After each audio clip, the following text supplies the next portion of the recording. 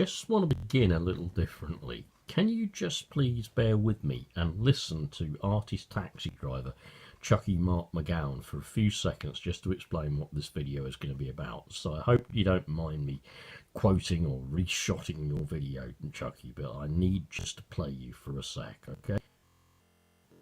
Here we go. This is just I'll try and get the picture as good as I can. Today I had the privilege of meeting Beyrl Vincent and his mum Beryl. Beryl's 76, she's not well, she's had 6 strokes, and she's really not well. And Alan is a very young man, and he's dependent on his mum as much as she's dependent on him, because Alan has ADHD, he's autistic, he's deaf, he has some he has dyspraxia, he has depression. And what I found, like when Alan first contacted me, and I said I'll come to Doncaster. He wanted to come to London. I said no, wait, I'll come to Doncaster. And then on the day before and on the morning when I was going, I had a look at his Twitter account, and it was really bizarre. He was like saying he wanted to kill David Cameron and kill his kids, and he wanted to kill the police. They were all going to die. And I felt a bit scared. I felt a bit worried. And I said to Alan, look, I don't think I can't talk with someone. I can't condone this. You know, what will people think of me if you know? And he said, no. That's I'm not violent. I don't mean that. He said, phone my mum Beryl. She'll tell you. So I phoned Beryl. I was at a service station on the motorway. I phoned Beryl, and Beryl says, no, Mark, he's not. He really wants to see you, and you should come. And I'd gone past it. I was nearly in Leeds by then. So anyway, I said, I'll come on the way back. So I diverted down to Doncaster. It's like the last house in Doncaster. And what I found there was 2 amazing people, 2 incredible people.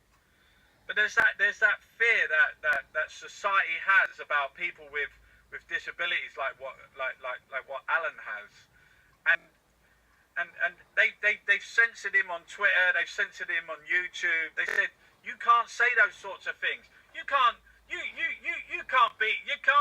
that. I said, he doesn't mean it. But they've arrested him. He's been in prison twice. I was like, you what? Thanks, You've Mark. been in I'm going to prison. just He's been in pause you jail. there, mate. And I'm going to turn this around for me, okay? That's what I want to talk about. Alan and Beyrl Vincent. Mark very kindly has set the scene for me there, so I don't need to re-explain that. Notice he's called his video The Criminalisation of Disability. If you get a chance to listen to it, and I'll try and put the link somewhere, please do watch all of it. It's about 8 minutes. But the criminalisation of disability. As Mark said, the guy has got ADHD, dyspraxia. He has several disorders, many of which obviously contribute to his mental health. Now, I know from later on in that video, Mark said that even when the police, knowing about this, have come round to arrest him, we agree that his posts and whatever on Facebook have been censored, they've been blocked, and on Twitter they've been blocked. We understand why.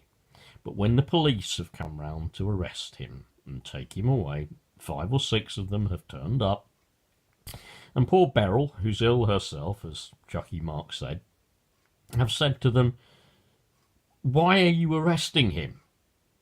He's ill. He can't be held responsible for what he's doing. He's mentally ill. And apparently these policemen have gone, yeah, we know, all right. And then bush into the van. Yeah? What are we dealing with here? And apparently when he's been arrested by the police, they've mocked him. They're mocking a man who is mentally ill, who in fact, and I fully agree with Mark, I don't think he would do anything. I certainly don't think Mark would have gone to see him if he would do anything. They're arresting a man who stood outside a cycle shop with a big white banner saying, don't buy a motorcycle from here. I bought one, it was terrible. He got arrested for that. Why? This is disgusting. And this is all part of the hatred encouraged against disabled people, particularly mentally ill people. It's part of that same hate that is used against all of us. Shortly, I will be appealing a DWP decision for my wife. And they'll be doing that on the grounds of whatever it was she agreed to. She was not mentally capable of making such a contract or such an agreement. And I'll bet you anything they'll probably even try and dismiss that. In fact, they already have done. I have known of people turn up to these tribunal hearings and also be virtually shut up and mocked by the people at the tribunal, the people from the DWP, particularly when it is in connection with mental illness. This is what the Tories are encouraging. This is the hateful atmosphere in which they want people to live. This is the hostile environment for disabled, sick and unwell people. This is Tory hostility. We are, quote, the low-hanging fruit, just like the Empire Windrush generation were. We're the easy ones to get at.